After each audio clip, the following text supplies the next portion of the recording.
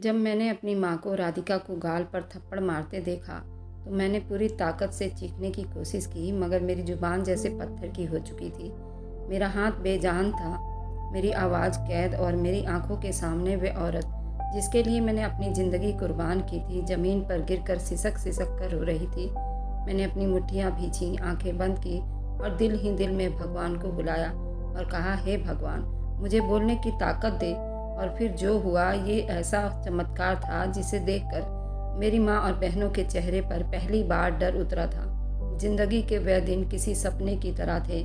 मैं सुरजीत एक आम मगर मेहनती इंसान था। मेरी शादी राधिका से हुई थी, जो एक प्यारी और सब्र करने वाली औरत थी। हमारे बीच मोहब्बत का वह रिश्ता जिसकी बुनियाद भरोसे और कुर्बानियों पर रखी गई थी। शादी के शुरू के दिनों में राधिका की हंसी घर में गूंजती तो यूं लगता जैसे रोशनी हर तरफ बिखर गई हो। मेरी माँ और बहनें शुरू से ही उससे खिंची खिंची रहती थी। वह राधिका को स्वीकार तो कर चुकी थी, मगर दिल से अपनाने को तैयार नहीं थी। उन्हें लगता था मैं शादी के बाद बदल जाऊंगा, उनके लिए पहले जैसा नहीं रह पाऊंगा। मगर मैंने हमेशा अपनी माँ और बहनों का ख्याल रखा, उनकी हर ज़रूरत को पूरी की, ताकि उन्हें कभी ये शिकायत ना हो कि राधिका मेरे और उनके बीच दीवार बन रही है। शादी के शुरू के दिनों में राधिका ने पूरी कोशिश की कि वो मेरी माँ और बहनों को खुश रखे और उनके लिए खाना बनाती, उनके कामों में हाथ बटाती, उनके पसंद का हर काम करती, मगर फिर भी उनका दिल ना जीत सकी। माँ को हमेशा कोई ना कोई शिकायत रहती थी। कभी सब्जी में नमक ज़्यादा होता तो कभी चाय मीठी होती। बहनें भी मौका निकाल कर उसे नीचा दिखाने की कोशिश करती, मगर मैं हमेशा राधिका को समझा देता था कि सब्र करना अच्छी बात है। बीते हुए टाइम के साथ सब कुछ बदल जाएगा। मेरी मोहब्बत राधिका के लिए पहले दिन की तरह ही थी।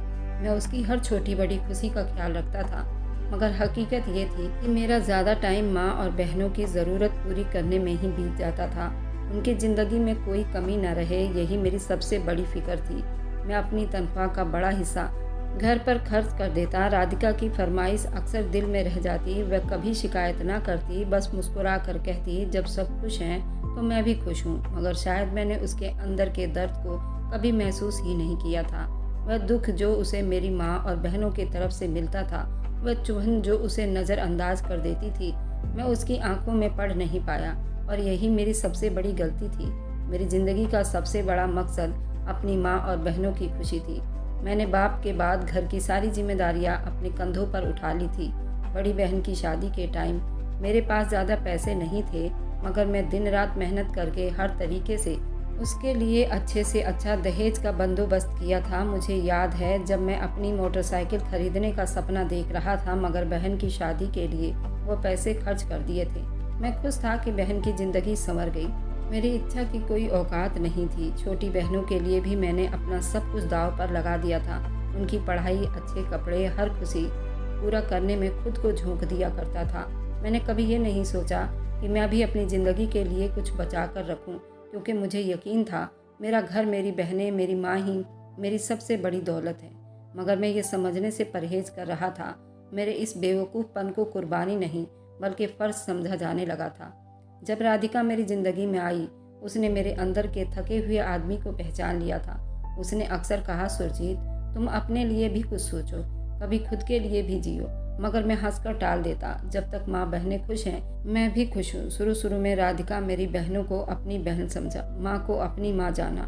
उसने कोशिश की सबके दिल में अपनी जगह बना सके, मगर वह ये नहीं जानती थी कि उन दिलों में उसके लिए कोई गुंजाइश ही नहीं थी। एक दिन छोटी बहन ने राधिका से कहा, भाभी, चाय तो सही तरीके से बना लिया करो, हमेशा कोई ना कोई कमी रह जाती है।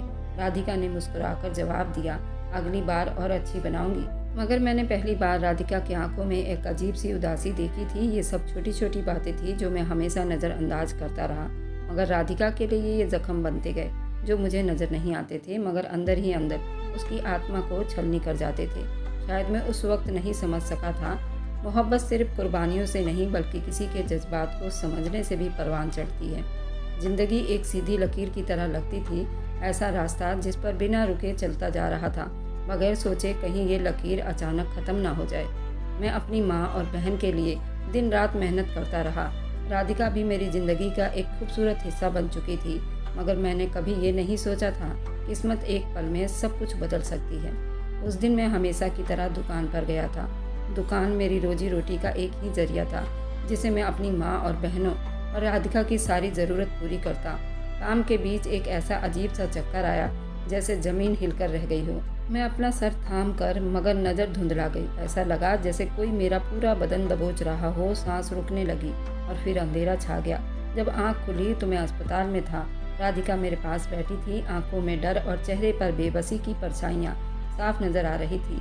माँ और बहनें भी वहीं खड़ी थीं, मगर उनके चेहरे पर फिक्रमंदी और हैरानी ज़्यादा थी, जैसे वो यकीन न कर पा रही हों कि मैं बीमार पड़ सकता हूँ। डॉक्टर ने बताया ये पैरालाइज अटैक था और अगर सावधानी ना बरती गई तो हालात और ज़्यादा बिगड़ सकते हैं। सुरजीत को अब आराम और देखभाल की पूरी ज़रूरत है। पैरालाइज शब्द सुनकर मेरे बदन में जैसे बिजली बनकर गिरा।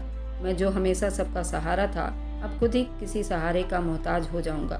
मैंने बोलने की कोशिश की, मगर मेरी जुबान लड़खड़ा गई। मैंने अपना हाथ उठाना चाहा, मगर वो जैसे मेरा साथ छोड़ रही हो। माँ और बहनों ने एक दूसरे की तरफ अजीब नज़रों से देखा और फिर चेहरे पर ज़बरदस्ती की फिक्रमंदी सवार कर ली। राधिका ने मेरे हाथ को थामा। उसकी आंखों में आंसू थे, मगर उसके होठों में एक मजबूती थी, जैसे वो कह रही हो मैं तुम्हें गिरने नहीं दूंगी। मगर मुझे नहीं मालूम था कि जो लोग मेरे इतने करीब थे वही मेरे गिरने का इंतजार कर रहे थे। मैं अस्पताल से घर तो आ गया था, मगर पहले जैसा कुछ भी नहीं था। मेरा जिस्म कमज़ोर हो चुका था, दोनों हाथ बेजान हो गए थे और सबसे तकलीफ वाली बात और हकीकत ये थी, मेरी जुबान मेरा साथ छोड़ चुकी थी। मैं बोलना चाहता था, सब कुछ कहना चाहता था, मगर शब्द मेरे होठों तक पहुंचने से पहले ही कहीं खो जाते थे। राधिका हर वक्त मेरा ख्याल रखती थी। वो मेरा हर चीज़ में मेरी मदद करती, मेरे कपड़े बदलने में मेरा सहारा देती, यहाँ तक रातों को भी जागकर मेरी ज़रूरत का ख्याल रखती थी। उसकी आंखों में नींद की कमी और थकान को देखकर मैं दुख में हो जाता, मगर वह कभी कोई शिकायत न करती। लेकिन मेरी माँ और बहनों का व्यवहार धीरे धीरे बदलने लगा था। पहले पहले वो कुछ दिनों तक मुझसे हमदर्दी जताती रहीं, मगर जैसे जैसे टाइम बीतता गया उनके चेहरे पर वही पुरानी तेजी लौटने लगी। मैं चुप से सब कुछ देखता था, मगर बोल ना पाता। एक दिन जब राधिका मुझे खाना खिला रही थी, मेरी माँ ने उसे गुस्से में कहा, ये सब सारी जिंदगी नखरे उठाती रहोगी, हमारी बहू तो नर्स बन गई है। मेरी बहन हंसी और बोली, मम्मी अब ये हमारे सेवा के काबिल तो नहीं रहा, कम से कम उसकी पत्नी ही कुछ करे। मेरा दिल चाहा कि मैं कुछ कहूँ, ये वही औरत है जिसे मैंने हमेशा तुम लोगों के बाद देखा। जब मैं कमज़ोर हूँ तो तुम उस पर ताना कस रहे हो, मगर मैं कुछ न कह सका। राधिका ने चुप से मेरी प्लेट आगे की और कहा, आप लोगों को ये सब अच्छा नहीं लगता तो क्या मैं अब इस घर से चली जाऊं? मेरी माँ की आंखों में एक चमक सी आ गई, जैसे वह उसी पल का इंतजार कर रही थी। उन्होंने जल्दी कहा, कोई ज़बरदस्ती नहीं, अगर तुम्हें ये सब पसंद नहीं है तो जा सकती हो। मेरा दिल धक से रह गया। मैंने राधिका की तरफ देखा, उसकी आंखें भर आई थी। मैं बोलना चाहता था, चीखना चाहता था, मगर मेरी जुबान मेरा साथ नहीं दे रही थी। मेरी माँ और बहनों का ये व्यवहार दिन ब दिन बढ़ता जा रहा था। जब मैं सेहतमंद था मुझे अपना सहारा समझते थे, मेरी कमाई पर हक जताती थी, मगर अब जब मैं बेबस हो चुका था तो उन पर बोझ बन गया था। राधिका दिन रात मेरा ख्याल रखती थी। वो मुझे खिलाती, मेरे कमज़ोर हाथों को सहारा देकर चलाने की कोशिश करती, मगर उसको सिर्फ ताना ही मिलता। मेरी माँ कहती, क्यों इतना कर रही हो, यह अब पहले जैसा नहीं रहा, जितना कर लो कुछ फ़ायदा नहीं। बहनें भी मौका देखकर राधिका पर ताने कसती रहती, तुमने तो सुरजीत को पूरे अपने काबू में कर लिया है, वैसे भी वह अब बोल नहीं सकता, अब तुम्हारी मर्जी नहीं चलेगी। मैं अंदर ही अंदर तड़पता। मैं चीख कर कहना चाहता था कि राधिका काबू नहीं कर रही, बल्कि मेरा साथ दे रही है, वही है जो मुझे इस हाल में भी सहारा दे रही है। जब तुम सब ने मुझे छोड़ दिया, मगर मेरी जुबान चुप थी। मेरी बेबसी मेरी सबसे बड़ी सज़ा बन चुकी थी। फिर वह दिन आया जब मैं अपनी आंखों के सामने एक ऐसा मंजर देखा जिसने मेरे दिल को हिलाकर रख दिया। राधिका दोपहर के खाने की तैयारी कर रही थी। मेरी बहनों में से एक ने गुस्से से बर्तन पटक कर कहा, यह सब्जी इतना मिर्च वाला क्यों बनाया है?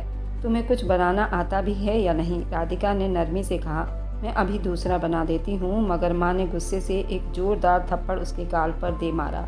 राधिका लड़खड़ाकर जमीन पर गिर गई और मैं बेबस देखता रह गया। मेरे हाथ कमज़ोर थे, जुबान बेकार थी, मगर दिल के अंदर आग भड़क उठी थी। पूरी ताकत से बोलने की कोशिश कर रहा था, मगर मेरे होठों से कोई आवाज़ न निकली। राधिका ने कांपते हाथों से अपना गाल थाम लिया और आंखों में आंसू तैरने लगे। वह चुप से उठी और मेरी तरफ देखा। उसकी नज़रें कह रही थी, क्या तुम कुछ नहीं कहोगे? क्या तुम मुझे यूं ही बेबस छोड़ दोगे? और मैं बस आंखें बंद करके अपनी बेबसी पर तड़प उठा था। राधिका ज़मीन पर गिरी हुई थी, उसका हाथ गाल पर था जहां माँ के थप्पड़ का निशान छोड़ चुका था। उसके आंसू चुप से बह रहे थे, मगर वह कुछ न बोली। शायद उसे मेरी चुप्पी का अंदाज़ा हो चुका था। मेरी माँ और बहनें ऐसे खड़ी थीं जैसे कुछ हुआ ही ना हो। माँ ने रूखे शब्दों में कहा, चलो उठो और जाकर खाना दोबारा बनाओ। राधिका ने एक नज़र मेरी तरफ देखा और मेरी आत्मा जैसे अंदर से टूट गई हो। मैं चीखना चाहता था, सबको झकझोरना चाहता था, मगर मैं सिर्फ अपनी आंखों से आंसू बहा सकता था। मैं कुछ नहीं कर सकता था। न मेरे हाथ में जान थी, मेरी जुबान कैद थी। मैं अपनी पत्नी को जालिमों के बीच तड़पता छोड़ चुका था। राधिका ने अपने आंसू पोंछे और चुपचाप रसोई की तरफ चल दी। वह हर पल मुझसे दूर होती जा रही थी। मैं जानता था कि राधिका हर बीते दिन अब थकती जा रही थी और मैं उस पर होने वाले अत्याचार को नहीं रोक सका था। जब राधिका चली गई तो माँ ने मेरी तरफ देखा और सर झटक कर कहा, सुरजीत, औरतों को अगर सर पर चढ़ा दिया जाए तो वह मर्द की गर्दन पर सवार हो जाती हैं। हमने राधिका को अपने दिल में जगह दी, मगर अब वह हम पर हुक्म चलाने लगी है। मेरी बहन ने ठहाका लगाया, अब भाई तो कुछ कह भी नहीं सकता, राधिका तो मज़े में है। मैं अपनी मुट्ठियों को जोर से बंद करना चाहता था, लेकिन नाकाम था। वही मुट्ठियाँ जो किसी ज़माने में उनकी खुशियों के लिए खुलती थी, आज बेजान हो चुकी थी। काश मैं बोल सकता, काश मैं अपनी बातों को बता सकता। वे कितने बदल चुके हैं। रात को राधिका मेरे पास बैठी रो रही थी, मगर उसने एक शब्द भी कुछ न कहा। पहले वह अक्सर मेरे हाथों को पकड़कर तसल्ली देती थी, मगर आज वह मुझसे दूर हो चुकी थी। मैंने बेबसी से आंखें बंद की, मगर दिल में एक सवाल गूंज रहा था, अगर मैं हमेशा के लिए ऐसा ही रहा तो क्या राधिका भी मुझे छोड़ देगी? अगले दिन चुप्पी में बीती। राधिका ने माँ और बहन के खिलाफ कुछ नहीं कहा, ना ही वह कुछ कह सकती थी। अब वह मुझे कम ही बात कर रही थी। उसे पता चल गया था कि मैं उसके लिए अब कुछ नहीं कर पाऊंगा। मोहल्ले की औरतें आती, मेरी माँ से हमदर्दी जताती, बेटा बीमार हो गया, सारा बोझ आप पर आ गया है। माँ अफसोस भरे शब्दों में कहती, हाँ बहन, बेटा कमाने लायक नहीं रहा। बहू ने भी जिद पकड़ ली है, कहती है मैं ये सब नहीं संभाल सकती। राधिका जो रात दिन मेरी देखभाल में लगी रहती थी, उस पर इल्ज़ाम लगाया जा रहा था। वह घर का बोझ नहीं संभालना चाहती। एक दिन माँ की एक सहेली आई। उसने धीरे से कहा, बहन, सुरजीत का क्या होगा? अब ये बेचारा शायद कभी ठीक नहीं होगा, ऐसे ही रहेगा। तुम्हें कोई दूसरा रास्ता सोचना चाहिए। माँ ने आंसुओं से आंखें भर ली और धीरे से बोली, बस भगवान से प्रार्थना की जा सकती है, उसकी ज़िंदगी आसान कर दे, कोई ऐसी राह निकाल दे जो सबके लिए ठीक हो। रात को राधिका मेरे पास बैठी थी। उसकी आंखों में थकन थी और मैं जानता था ये सिर्फ जिस्मानी थकन नहीं थी, बल्कि अब वह हार चुकी थी। सुरजीत, उसने मेरे चेहरे की तरफ देखे बगैर कहा। यहाँ मेरा दम घुटने लगा है। मेरे दिल में धड़का सा उठा। मैंने उसे रोकने के लिए हाथ उठाने की कोशिश की, मगर बेजान हाथों में कोई हरकत ना हुई। मैं जानती हूँ तुम कुछ नहीं कर सकते। राधिका की आवाज़ भारी हो गई, मगर तुम कुछ कहना भी नहीं चाहते। जो कुछ हो रहा है वह ठीक है। मैं क्या कहता, क्या बताता कि मैं अंदर से टूट चुका हूँ, मगर मेरा जिस्म और जुबान मेरे कैद में नहीं। राधिका ने मेरी आंखों में झांका, जैसे वह आखिरी उम्मीद तलाश कर रही हो, मगर जब मैंने कुछ न कहा तो वह धीरे से उठी और चुप से कमरे से बाहर चली गई। दरवाजे के पीछे माँ और बहनों की धीरे धीरे बातें सुनाई दे रही थी। ये ज़्यादा दिन नहीं रहेगी, बस अब वक्त आ गया है। मेरा दिल डूबने लगा। ये क्या सोच रही थी? वह राधिका के साथ क्या करने वाली थी? अगले दिन ही राधिका के साथ होने वाले जुर्म खुलकर सामने आ गए। पहले तो वह ताने कसती थी, मगर अब माँ और बहन खुल्लम खुल्ला उसके साथ बुरा व्यवहार करने लगी थी। सुबह राधिका ने नाश्ता बनाया, मगर जैसे ही उसने चाय का कप माँ के सामने रखा, माँ ने एक घूंट पीते ही गुस्से से कप मेज पर पटक दिया। ये चाय है या पानी? हर काम में लापरवाही, माँ बोली। मेरी बहनों ने डांट कर कहा, मम्मी, जब दिल ही नहीं लगेगा काम में तो क्या करेगी? राधिका ने नरमी से कहा, मम्मी, अगर चाय अच्छी नहीं बनी तो मैं दूसरी बना देती हूँ। अब जुबान भी चलाने लगी हो? माँ ने गुस्से में उसे झटका दिया। मैं सब कुछ देख रहा था, मगर मेरी जुबान बंद थी, मेरा जिस्म बेजान था। उस दिन दोपहर को मेरी बहन ने राधिका को कमरे में बुलाया। मैं बाहर बैठा था, मगर कमरे से आने वाली आवाज़ सुनाई दे रही थी। हमें पता है कि तुम ज़्यादा दिन यहाँ नहीं रहोगी, तुम्हारे लिए अच्छा रहेगा तुम खुद से चली जाओ।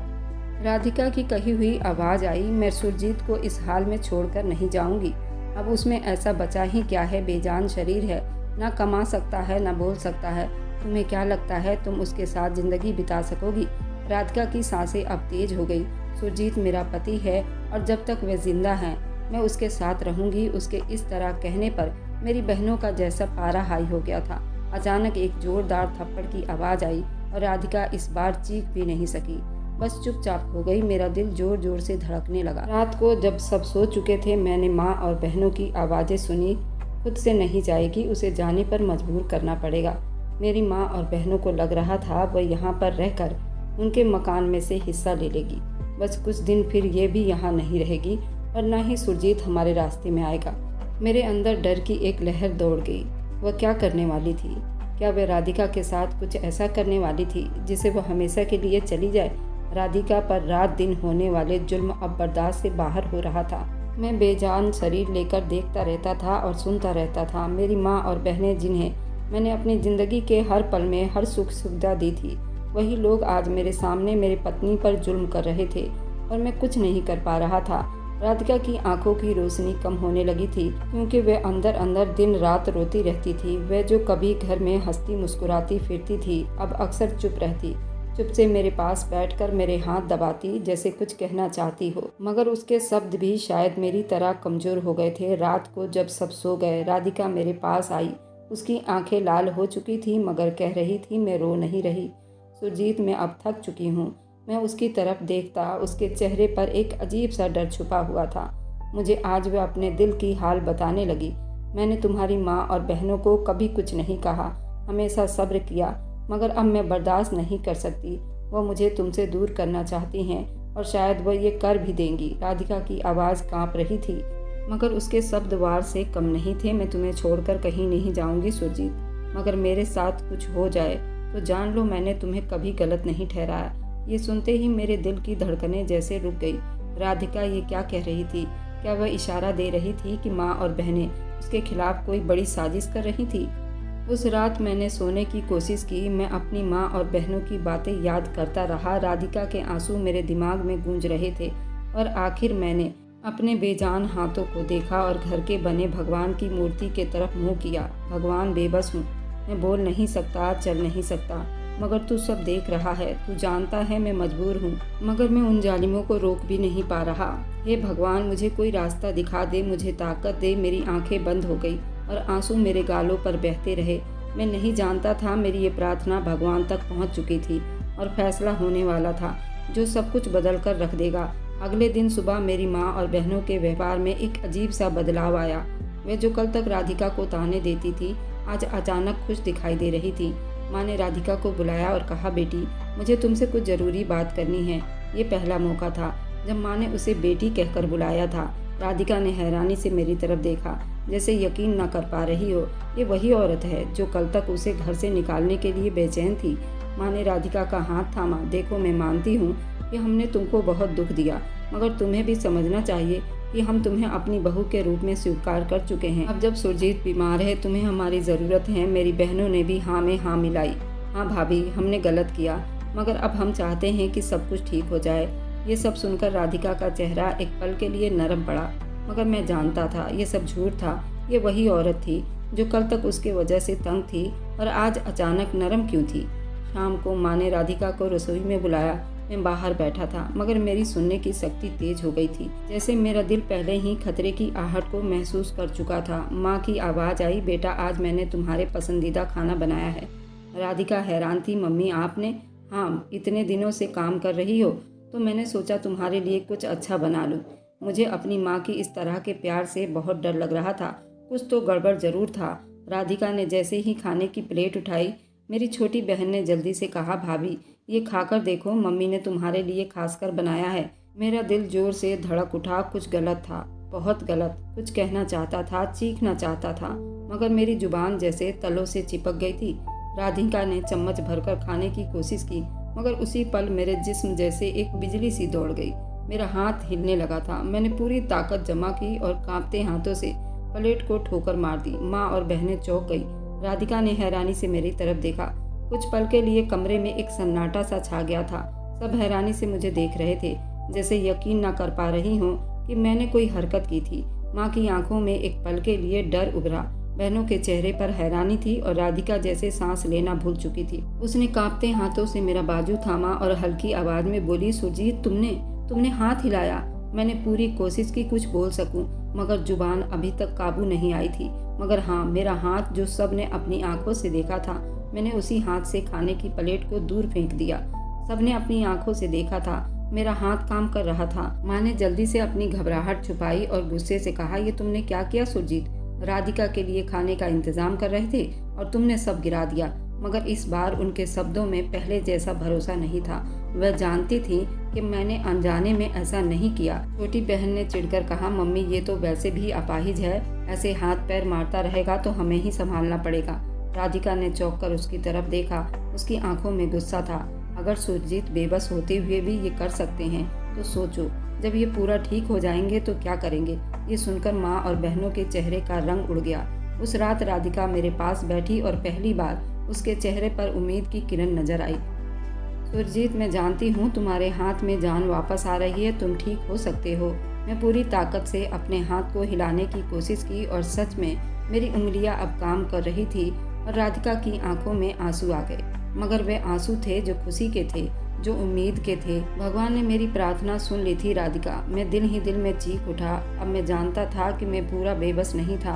अब मुझे सिर्फ टाइम चाहिए था, थोड़ा वक्त, ताकि मैं बोल सकूं, ताकि मैं सबके सामने माँ और बहनों के असली चेहरे सामने लेकर आऊं। अगले दिन जब मैंने आंखें खोली तो राधिका मेरे पास बैठी थी। उसके चेहरे पर एक अजीब सी रोशनी थी, जैसे उसको यकीन हो चुका हो कि मैं ठीक हो रहा हूँ। मैं अब अपने हाथों को हिला सकता था। राधिका ने झट से मेरे हाथों को पकड़ा। सुरजीत, तुम्हारे अंदर अब थोड़ी बहुत जान आ रही है। उसकी आंखों में आंसू आ गए, मगर इस बार वो बेबसी नहीं, उम्मीद के आंसू थे। माँ और बहनें दरवाजे पर खड़ी अब देख रही थी। वो पहले ही मेरे हाथों में जान आने से घबरा रही थी और अब जब राधिका ने ये ऐलान किया तो उनके चेहरे पर एक अजीब सा डर फैल गया। ये ठीक हो रहा है, बड़ी बहन ने धीरे से कहा। ये नहीं हो सकता। माँ दांत पीसते हुए दोपहर को मेरे पास आई और मुझसे कहने लगी, बेटा, हमें तुम्हारी सेहत की फिक्र है। हम चाहते हैं कि तुम जल्दी ठीक हो जाओ, इसलिए सोचा कि तुम्हें किसी अच्छे डॉक्टर के पास ले जाएं। मैं सब कुछ समझ चुका था। ये वही औरत थी जो कल तक मुझे अपाहिज समझ रही थी और आज अचानक मेरे लिए फिक्रमंद हो गई। ये सब क्यों? राधिका ने जल्दी कहा, मम्मी, हमें किसी डॉक्टर की ज़रूरत नहीं। डॉक्टर कह चुके हैं कि सुरजीत धीरे धीरे ठीक हो रहे हैं। माँ के चेहरे पर गुस्सा फैल गया, मगर वह चुप रही। मुझे मालूम था कि अब कोई नया खेल खेलने वाली थी। रात को मैंने राधिका का हाथ पकड़ा और हैरान होकर मेरी तरफ देखने लगी। मैंने अपनी पूरी ताकत जमा की और होठों को हिलाने की कोशिश की। राधिका की आंखें हैरानी से फैल गई। सुरजीत, तुम बोलने की कोशिश कर रहे हो।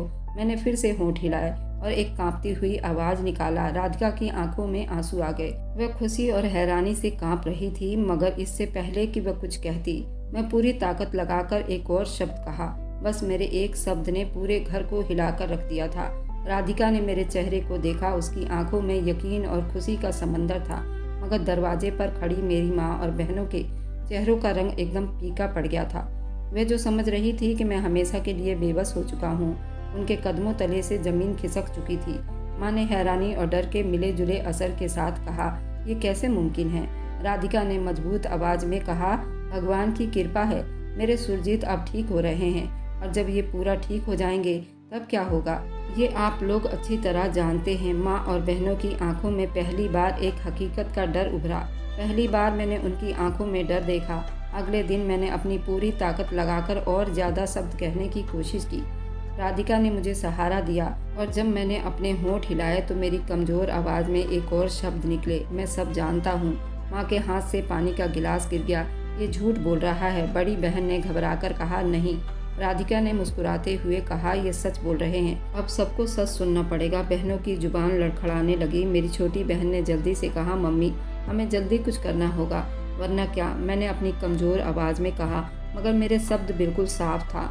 माँ ने आगे बढ़कर मजबूती से कहा, बेटा, हम तो तुम्हारी भलाई चाहते हैं। हम तो राधिका का बस इम्तिहान ले रहे थे। इम्तिहान? राधिका ने गुस्से से मुस्कुरा दिया। इम्तिहान था? तुम्हारे अंदर लालच था। तुम दौलत की लालच में अपने ही बेटे को मुर्दा समझ रही थी और जो औरत उसकी सेवा कर रही थी उसको ही घर से निकालने के चक्कर में तुम सबने न जाने क्या क्या अत्याचार किया मेरी पत्नी पर। अब इस पर कोई अत्याचार नहीं करेगा। मैंने सभी आस पड़ोस और अपनी बहनों के हस्बैंड को, उनकी फैमिली को बुलाकर पंचायत करवाई। जो अत्याचार मेरी पत्नी पर इन लोगों ने किया था वह सभी के सामने रखा। मैं अभी पूरी तरह से ठीक नहीं हुआ था। कुछ शब्द मेरे अभी भी काम नहीं कर रहे थे। मेरी आवाज़ अभी भी लड़खड़ा रही थी, पर मैं ये सब अत्याचार अब नहीं सहना चाहता था। अपनी पत्नी को लेकर कहीं यहाँ से दूर जाना चाहता था। जब मैं बेबस था तो मेरे साथ सब वही शुरू किया जैसे मैं उनके लिए कोई बोझ हूँ। माँ चिल्ला उठी, मगर राधिका ने सबके सामने माँ के कहे गए शब्द दोहराए। बहनों की वो बातें सुनी जो मैंने अपनी बेबसी के बीच सुनी थी। मोहल्ले की औरतों ने एक दूसरे को देखा। मेरी चाची ने कहा, दीदी अगर ये झूठ बोल रही है तो फिर सुरजीत कैसे सब जानता है? ये तो बोल भी नहीं सकता था। माँ के चेहरे पर पसीना आ गया। बहनों की नज़रें झुक गई। उन्हें अंदाज़ा हो गया था कि अब वह झूठ नहीं बोल सकती। मोहल्ले में बात फैल गई। माँ और बहनें जो कल तक सबके सामने मासूम बनती थी, आज सबकी नज़रों में बेनकाब हो चुकी थी। और ये तो बस शुरुआत थी। मोहल्ले की औरतों ने धीरे से कहना शुरू कर दिया। बड़ी चाची ने कड़ी मुस्कुराहट के साथ कहा, हमें तो पहले ही शक था कुछ गलत हो रहा है। राधिका इतनी सब्र करने वाली औरत है, मगर वह शिकायत कर रही है तो ज़रूर जुल्म बर्दाश्त कर रही होगी। मेरे बहनों के पतियों को जब हकीकत का पता चला तो वह भी चुप न रहे। बड़ी बहन का पति गुस्से में था। तुम हमेशा कहती थी तुम्हारे भाई भाभी तुम्हारा मान सम्मान नहीं करते, पर हकीकत तो यहाँ कुछ और है। तुम तो एक अपाहिज आदमी पर चढ़ पड़े हो। इससे बुरा और क्या हो सकता है? तुमने अपने ही भाई पर जुल्म किया, अपनी भाभी को घर से निकालने की साजिश की। मेरी बहन ने नजरें झुका ली। छोटी बहन के पति ने भी गुस्से में कहा, तुम कितनी जहरीली हो आज पता चल गया। जब तुमने अपने अपाहिज भाई और भाभी पर रहम न किया तो दूसरों का तो सोचो भी मत। तुम लोग कितने गिरे हुए इंसान हो। माँ ने अपनी बातों के तानों बानों से समझाने की कोशिश की, पर अब सबके सामने सच्चाई आ गई थी। माँ ने कहा, ये सब घर की बातें होती हैं, ये घरेलू समस्याएं हैं, आपको बोलने की ज़रूरत नहीं। मैंने पूरी ताकत जमा करके कहा, ये घरेलू समस्या नहीं, इन लोगों को भी तो पता चले कि हमारे घर में क्या हो रहा है। माँ ने चौंक कर मेरी तरफ देखा। जब मैं सेहतमंद था तो मैंने तुम्हारी सेवा के लिए हर हद तक गया, तुम्हारे आराम के लिए अपनी खुशियों की कुर्बानी दी, मगर जब मैं बीमार हुआ तो तुमने मुझे ही अपाहिज कहा और कहा कि अब मैं किसी काम का नहीं रहा। मेरी पत्नी को कहा कि तुम यहाँ से निकल जाओ। माँ की आंखों में नमी आ चुकी थी, मगर अब बहुत देर हो चुकी थी। मैंने राधिका का हाथ थामा और साफ शब्दों में कहा, हम इस घर में नहीं रह सकते। अब हम अपनी ज़िंदगी जिएंगे दूर इन सब से, जिनके दिलों में सिर्फ खुदगर्जी। माँ और बहनें चुप हो गई। उनकी दुनिया जैसे उजड़ गई थी। राधिका ने मेरा हाथ थामा। हमने दरवाजे की तरफ कदम बढ़ा दिए। ये घर जिसके लिए मैंने अपनी ज़िंदगी बिता दी थी, आज मेरे लिए पराया हो चुका था। आज मैं आज़ाद था और राधिका दरवाजे से बाहर निकल आई थी। मगर ये सफ़र इतना आसान नहीं था। मेरे कदम अभी भी लड़खड़ा रहे थे, जुबान अभी भी पूरी तरह साफ नहीं था, मगर राधिका के मजबूत हाथ ने मुझे सहारा दिया। मैंने पीछे मुड़कर नहीं देखा, क्योंकि वहाँ सिर्फ धोखा और बेबसी थी। मैंने अपनी ज़िंदगी की सारी कमाई, अपना खून पसीना अपने घर वालों के लिए बहाया था, मगर जब बेबस हुआ तो वही लोग मेरे दरवाजे बंद करने पर तैयार थे। राधिका ने धीरे से कहा, हम कहाँ जाएंगे? मैंने कमज़ोर आवाज़ में कहा, जहाँ इज्जत हो, जहाँ सुकून हो, जहाँ हम दोनों एक दूसरे का साथ दे सकें। राधिका ने आंखें बंद करके सर हिलाया। जानती थी कि हमने एक बड़ी जंग जीत ली थी, मगर आगे भी कई परेशानियां हमारे इंतज़ार में थी। हमें यहाँ आए हुए 1 महीना हो गया था। हम दोनों ने एक किराए का घर लिया।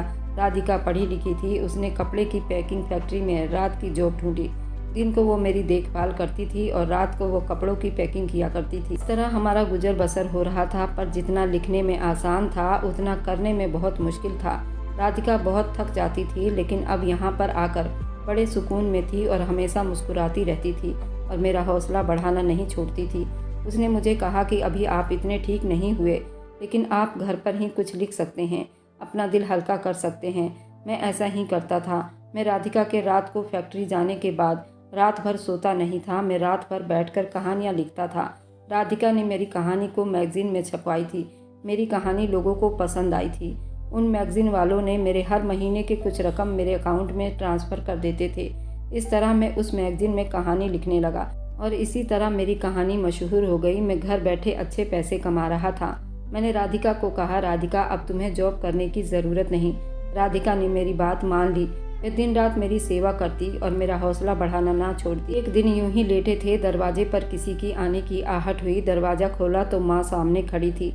राधिका ने माँ का पैर छुआ और उन्हें अंदर आने के लिए कहा। माँ के चेहरे पर बहुत उदासी थी। जब मैं माँ से उनके बारे में पूछा तो वह रो पड़ी। बोली, बेटा मैं बहुत मजबूर हो गई हूँ। जो मकान था जिसमें हम सब रहा करते थे वह बिक चुका है और तुम्हारी बहनों ने मिलकर हिस्सा लगा लिया है। मैं उन लोगों से बहुत कहा कि मेरे बेटे का भी हिस्सा है, लेकिन वे लोग ना माने। उन्होंने कहा कि बेटा तो तुम्हें छोड़कर चला गया है, अब उसका किस बात का हिस्सा। उन्होंने तुम्हें हिस्सा देने से मना कर दिया और मुझे उन लोगों ने दर दर की ठोकरें खाने के लिए मजबूर कर दिया। उन्होंने कहा कि 6-6 महीना सब माँ को रखेंगे, लेकिन मेरी तबीयत खराब होती तो कोई मेरा इलाज नहीं करवाता। सब एक दूसरे के घर मुझे भेज देते। अब मैं घूम घूम कर थक चुकी हूँ। अब मुझे कहीं नहीं जाना बेटा, मुझे तेरे पास ही रहना है।